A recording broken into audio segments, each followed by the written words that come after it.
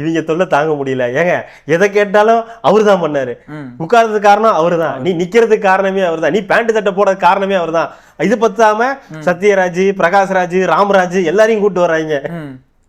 ராமராஜ் கிடைக்கல, ஆனா அந்த பனியன் போட்டதுனையாவது கூட்டு வாடா. இல்ல நம்ம அப்பா அம்மா ஓடி நைட்டும் பகலுமா ஓடுறாங்க, சம்பாதிக்கிறாங்க, இது பண்றாங்க, அவங்களதான் நம்ம படிக்க வைக்கிறாங்க, நல்ல ஒரு பொசிஷன் படிக்க வைக்கிறாங்க.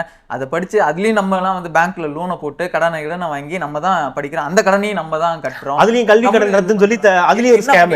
என்ன பண்ணிட்டீங்க? அந்த கல்வி கடன் ரத்து சொல்றதுலயும் ஸ்கேம். அதையும் பண்ணல, நானே தான் இது பண்றேன். அதை அடைச்சு முடிக்கிறதுக்குள்ளே நம்மளுக்கு 30 வயசு ஆயிடுது. இல்ல அதுலயும் வந்து வீட்டுல சும்மா 2021 நகையை வச்சிருந்தாங்க, அவங்க கிட்ட எல்லாம் போயிட்டு கொண்டு போய் நகையை கடையில வீடா, பேங்க்ல வீடா, வாட்சி கொஞ்ச நேரம் ரத்து பண்ணிடுவாங்க, அவங்க கொண்டு போய் வச்சதுபடியே தான் இருக்குது, ஏலம் விட போறேன்ற அளவுக்கு போயிட்டு இருக்கு. இந்த மாதிரி போயிட்டு இருக்கும்போது இந்த மாதிரி பேசும்போது அதுதான் இந்த வெறுப்பு அப்படின்றது. இதை நீங்க தக்க வச்சுக்கிட்டே தான் இருப்பீங்க. இது நீங்கள ஒரு நாளும் உங்களால இது எதுவுமே பண்ண முடியாது. நீங்க வந்து என்னைக்கு இந்த மாதிரி ஆட்களோட வாய்களை அடைக்கிறீங்களோ, எல்லாரையும் பேச விடுறீங்களோ, மக்களுக்கான ஆட்சி நீ கரெக்டா பண்ணிட்டு போன்ற, நீ எதுக்கு இவ்வளவு கெஞ்சணுமோ, விஜய் அடிக்கணும்னு உனக்கு அவசியமே இல்லையே, சரியா இருந்தா ஏன் அடுத்த ஆள்லாம் வர போறாங்க? இதுதானே நம்ம கேள்வி. அதுக்காக வருவானா? நான் சரியா பண்ண அதுக்காக வருவானா? நீ அடுத்த 2 அரசு எலெக்ஷன் மட்டும் பாரு, இது மாதிரி இன்னொரு 10 விஜய் வந்து நிக்கிறாங்கன்னா இல்லையான்னு மட்டும் பாருங்க.